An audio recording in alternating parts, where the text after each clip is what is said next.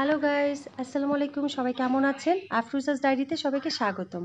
আজকে আমার বড় আপু খাজা বানিয়েছে, আপনাদের সাথে রেসিপিটা শেয়ার করলাম। কেমন হয়েছে সবাই কমেন্ট করে জানাবেন। রোজার শেষে আপনারা চার সাথে এই খাজাগুলো বানিয়ে খেতে পারবেন, বাসায় ট্রাই করবেন, ভালো লাগবে। বাচ্চাদেরকেও টিফিন দিতে পারবেন, খুব মুসমুসে হয়। মূল রেসিপিতে এখন চলে যাচ্ছি।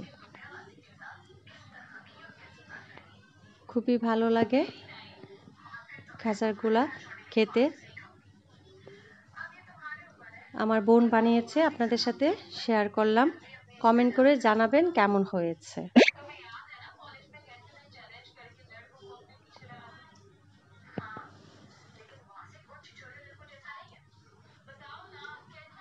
ফার্স্ট টাইমে আপনারা আপু এটা আটাটা নর্মাল যেভাবে পরোটার আটা ডো তৈরি করে এইভাবেই নর্মাল পানি দিয়ে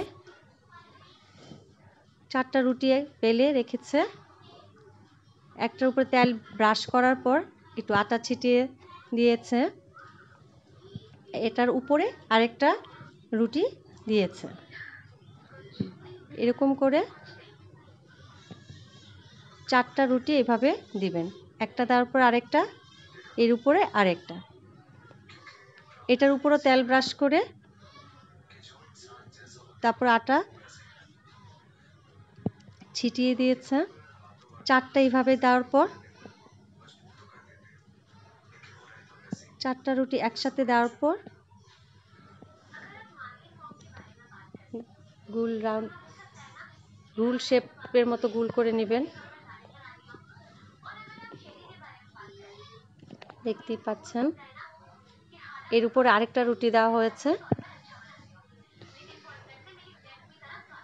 তারপরে রাউন্ড শেপ গোল করে এটা রোলের মতো করে নেবেন, হাত দিয়ে চেপে। ছোট লিচি করে কেটে নেবেন, সবগুলো এইভাবে কেটে নেবেন।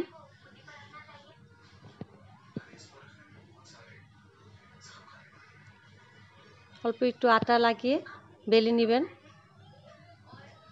দেখতেই পাচ্ছেন সবগুলো এইভাবে বেলা শেষ হয়ে গেছে, বেলে নিয়েছে।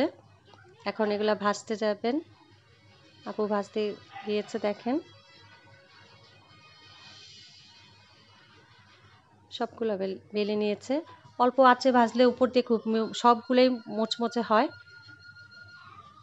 বেশি জুড়ে মানে আঁচে ভাজলে উপর দিয়ে পুড়ে যাবে, ভিতর দিয়ে মোচমোচে হবে না। তারপরে চিনি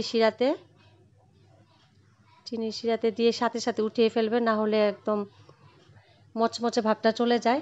দিয়ে ভিজিয়ে রাখবেন না, দেওয়ার সাথে সাথে উঠিয়ে ফেলবেন, নাহলে ক্রিপসি ভাবটা থাকে না।